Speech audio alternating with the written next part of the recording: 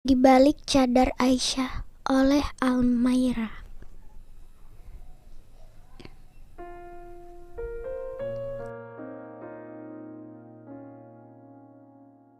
Bagian pertama, Aisyah. Aisyah segera menutup laptopnya ketika dia mendengar suara pintu diketuk. Dia segera berdiri kemudian berjalan mendekati pintu untuk membukanya. "Kakak, dipanggil Abah," ucap Maryam adiknya. Aisyah mengangguk pelan. "Sebentar, kakak ambil nikop kakak dulu," ucap Aisyah sambil berjalan mendekati mejanya, diikuti oleh sang adik di belakangnya. Aisyah mengambil cadar lalu segera memakainya. "Kakak," ucap Maryam yang berdiri di belakang Aisyah. Jawab Aisyah yang sedang merapikan cadar yang baru dipakainya. "Kakak akan menikah?" tanya Maryam pelan. Ada nada kesedihan dalam pertanyaannya. Aisyah segera membalikkan badannya, melihat Maryam yang kini tertunduk lesu. Aisyah tersenyum. Dia memegang wajah adik bungsunya dengan lembut. "Seperti Kak Siti, Kak Lela, dan Kak Zainab, kakak juga pasti akan menikah, sayang." Mendengar jawaban Aisyah, Maryam segera memeluknya dengan erat. "Terus, Maryam makan sendirian di rumah ini?" Aisyah tersenyum. "Kok sendiri? Kan ada Umi dan Abah," jawab Aisyah sambil mengusap lembut punggung adiknya. Maryam menggelengkan kepalanya. "Ada Umi saja, Abah jarang ada di rumah," Maryam menjawab dengan cemberut. Aisyah tersenyum. "Udah, katanya Abah mau manggil kakak, nanti Abah marah loh." Aisyah melepaskan pelukan adiknya lalu menariknya berjalan keluar kamar untuk menemui sang ayah di pendopo pesantren yang berada tak jauh dari rumah. "Tanggal pernikahanmu sudah ditetapkan, Nak," ucap Abah mengagetkan Aisyah.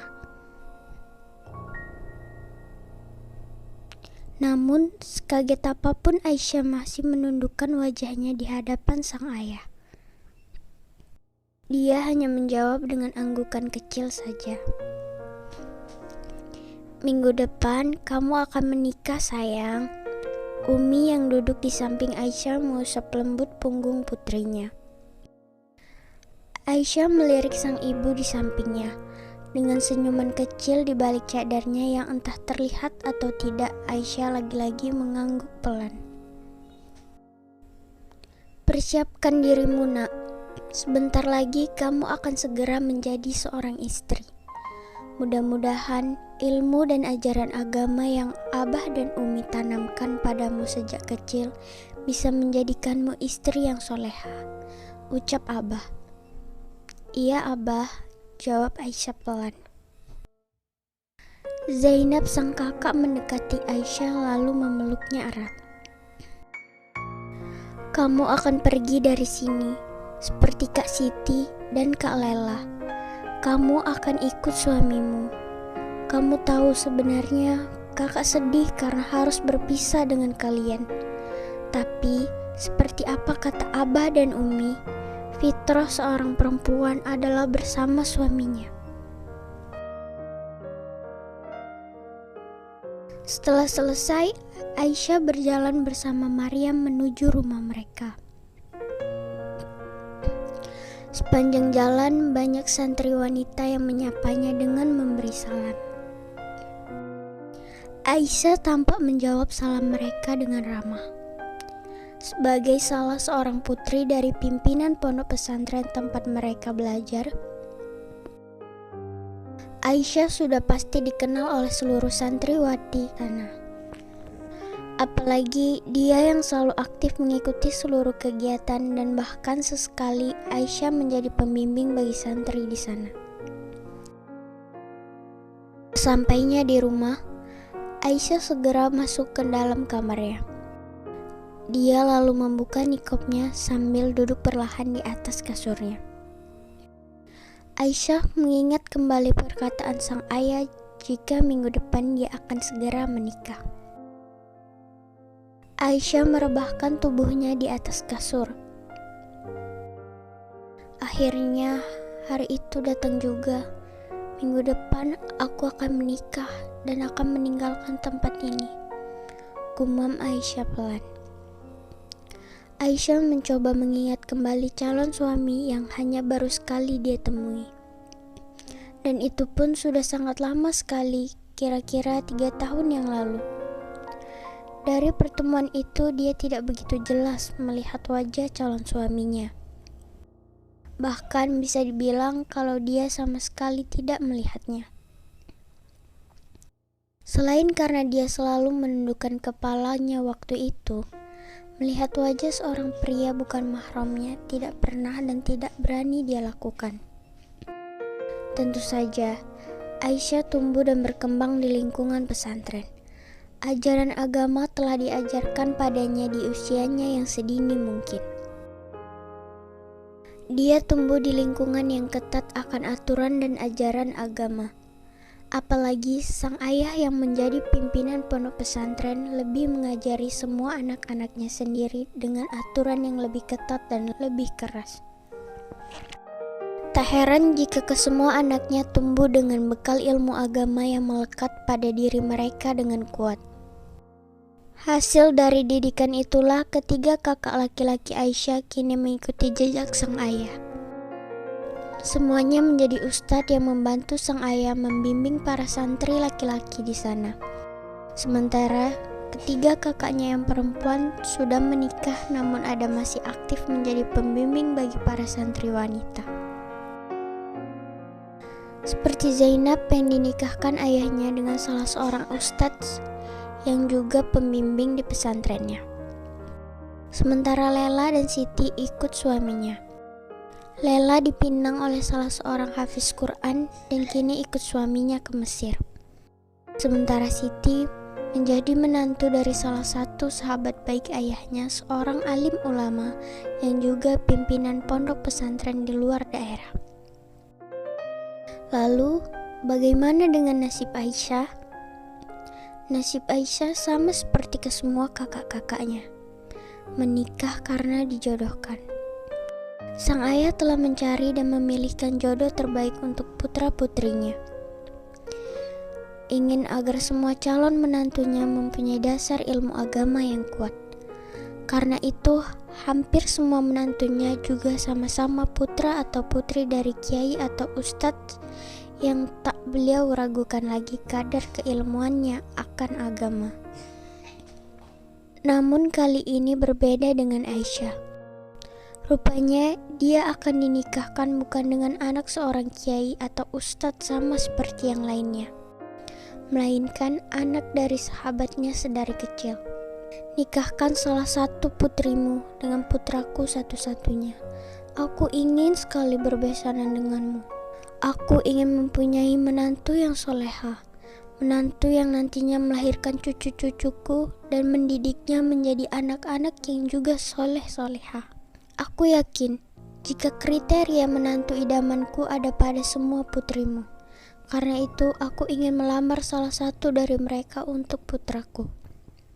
Permintaan sahabat Abah itu telah diutarakannya beberapa tahun yang lalu. Waktu itu, kesemua putrinya belum ada yang menikah. Namun Abah tidak bisa menikahkan Siti, Lela atau Zainab pada putra temannya karena mereka semua sudah ada yang mengkhitbah jauh-jauh hari.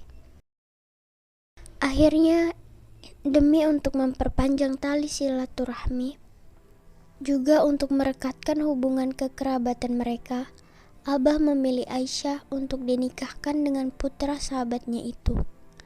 walaupun sebenarnya sang calon menantu tidak sesuai kriterianya.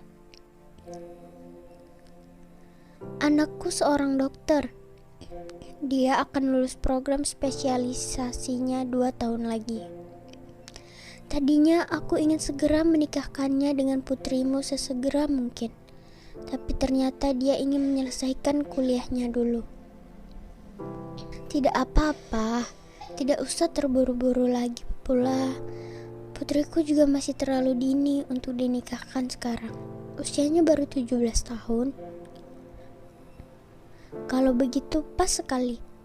3 tahun lagi setelah anakku selesai program spesialisasinya dan putrimu genap berusia 20 tahun, mari kita nikahkan mereka. Abah menyetujuinya. Betapa senangnya sahabat Abah waktu itu. Dia tak menyangka jika lamarannya akan diterima. Sahabatnya itu berkenan menikahkan salah satu putrinya dengan putra satu-satunya. Tentu saja, siapa yang tidak senang mendapatkan seorang besan seperti Haji Bakar At-Thayyib, orang pimpinan pondok pesantren yang cukup terkemuka. Pesantrennya terbilang cukup besar walaupun berada di pinggiran kota.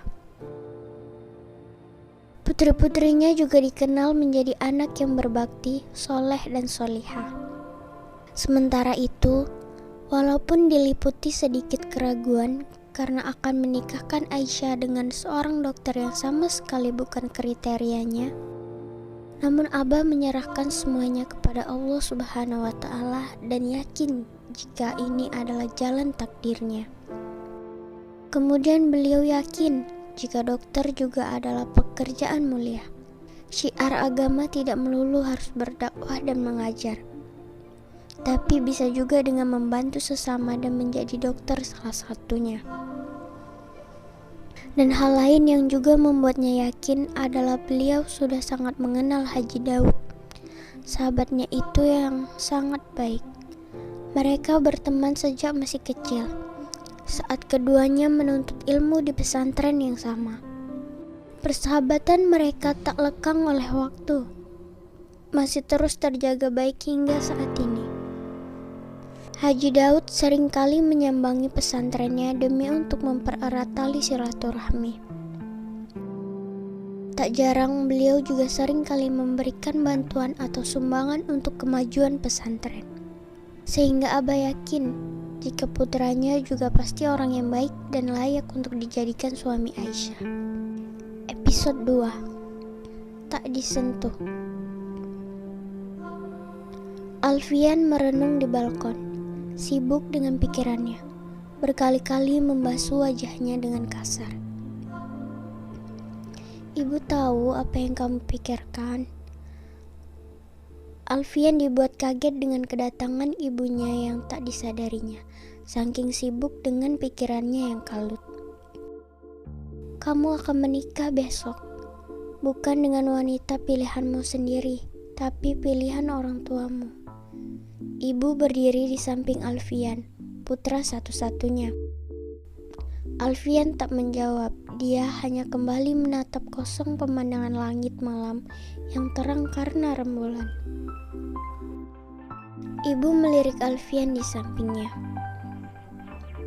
Yakinlah, jika pilihan kami pasti yang terbaik untukmu. Alfian tak segera menjawab. Dia hanya menarik nafas dalam lalu membuangnya kasar.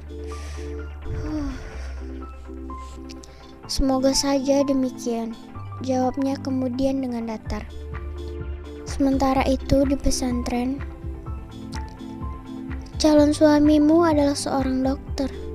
Setelah menikah, kamu akan ikut dengannya ke kota. Kamu akan tinggal di lingkungan baru dengan suasana baru yang pastinya sangat berbeda dengan di sini. Umi hanya berharap kamu bisa tetap istiqomah dengan apa yang sudah Abah dan Umi ajarkan padamu. Dan terutama, jadilah istri yang soleha. Umi memegang tangan putrinya. Aisyah menatap wajah sang ibu. Aisyah akan mengingat semua nasihat Umi dan Abah. Umi mengangguk sambil tersenyum lalu kemudian memeluk putrinya. Satu persatu anak Umi pergi ikut suaminya. Sebagai seorang ibu, tentu saja Umi sangat bersedih harus berpisah dengan kalian. Umi mencoba menahan tangisnya. Aisyah mengeratkan pelukannya. Aisyah akan sering mengunjungi Umi nanti. Umi melepaskan pelukannya. Tidak, Nak. Suamimu seorang dokter. Dia pasti sangat sibuk dengan pekerjaannya. Jangan memintanya untuk sering-sering datang ke sini. Jangan merepotkannya. Datanglah jika dia yang mengajaknya. Aisyah terdiam. Setelah menikah, prioritas utama seorang wanita adalah suami dan keluarganya, bukan lagi orang tuanya. Dan ingat, istri yang soleha yaitu yang taat pada suaminya. Ingat itu baik-baik, Nak. Umi sudah sering kali mengajarkan itu pada semua putri Umi. Aisyah mengangguk. Umi tersenyum kemudian mengelus kepala Aisyah. Besok hari pernikahanmu. Umi yakin jika kamu sudah siap. Setelah pernikahan, Aisyah digandeng oleh sang ibu mertua menuju sebuah kamar. Ini kamar suamimu, ucap ibu dengan semeringah. Aisyah melihat pintu di depannya. Ibu lalu membuka pintu kamar dan mempersilahkan Aisyah untuk masuk. Masuklah, kamar mandinya ada di sebelah sana. Gantilah baju dan istirahatlah. Aisyah melihat sekeliling kamar. Dengar, jangan sungkan, ini rumahmu sekarang. Ibu berjalan mendekati Aisyah. Kamu juga putriku sekarang. Anggap ibu seperti ibumu sendiri. Ibu memegang tangan Aisyah, senantiasa disertai dengan senyumannya yang hangat. Iya, Bu, terima kasih. Baiklah, ibu tinggal dulu. Mandilah dan istirahat. Oh iya, Alvin mungkin masih ngobrol di bawah karena banyak saudara-saudaranya yang datang, ucap ibu sembari berjalan meninggalkan kamar. Aisyah mengangguk. Sepeninggal ibu mertuanya, Aisyah kembali melihat sekeliling, mengamati seisi kamar yang terlihat sangat rapi dan bersih. Matanya kemudian terhenti pada sebuah foto yang terletak di atas nakas di samping tempat tidur. Aisyah berjalan mendekatinya. Aisyah mengambil bingkai foto itu. Dia mengamati sosok orang di dalam foto yang tak lain adalah Alvin. Pria atau lebih tepatnya orang asing baginya, tapi kini berstatus sebagai suaminya.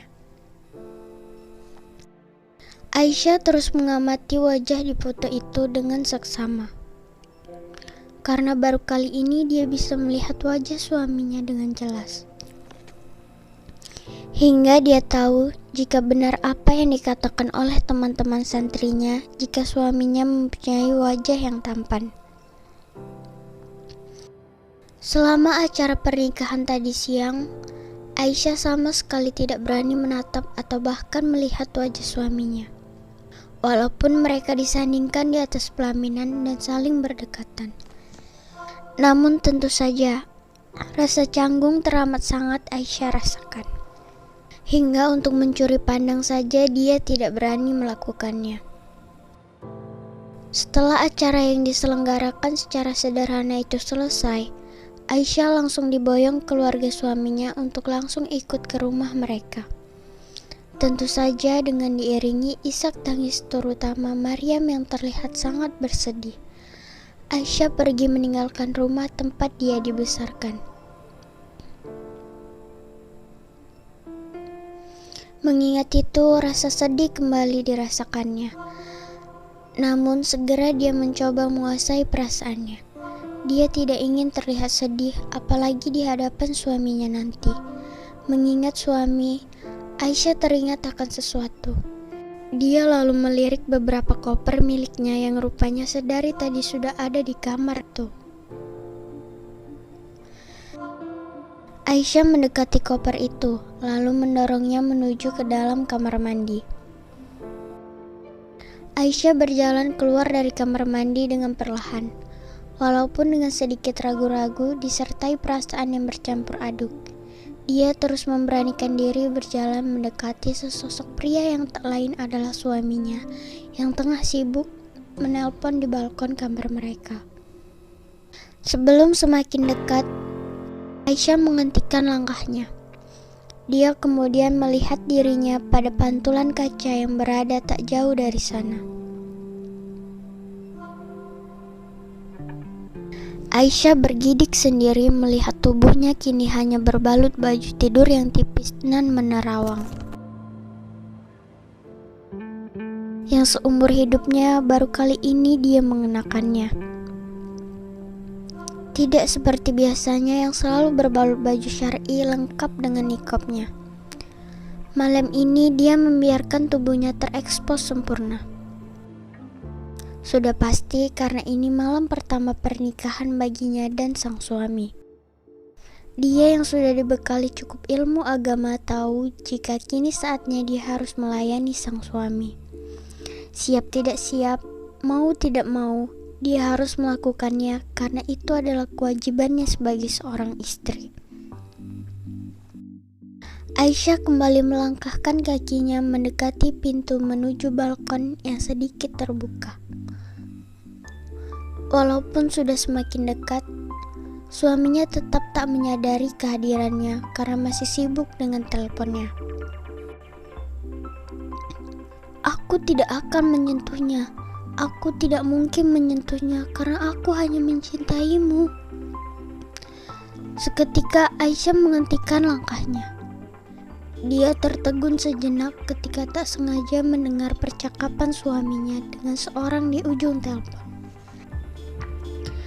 Aku tidak akan menyentuhnya, walaupun dia istriku sekarang. Aku janji. Sekali lagi, Aisyah mendengarnya dengan jelas. Membuat hatinya begitu hancur berkeping-keping. Sontak Aisyah berjalan mundur dengan perlahan. Dia tidak ingin Alfian tahu jika dirinya tak sengaja mendengar percakapannya. Aisyah terus mundur sambil menahan isak tangisnya. Menahannya sekuat mungkin agar Alfian tidak menyadari kehadirannya. Dia tak ingin suaminya itu melihat dirinya dengan baju yang dikenakannya, karena itu akan sangat membuatnya malu. Malu karena dirinya terlalu percaya diri jika suaminya menginginkannya malam ini. Akhirnya, Aisyah sampai di dalam kamar mandi tanpa diketahui oleh Alfian yang masih sibuk dengan teleponnya. Aisyah menangis terseduh. Dia mencurahkan kesedihannya mengetahui jika suaminya ternyata mencintai wanita lain.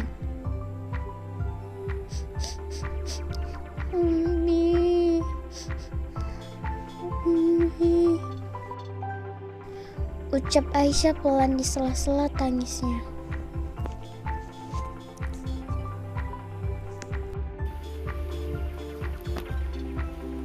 Tunggu episode selanjutnya ya.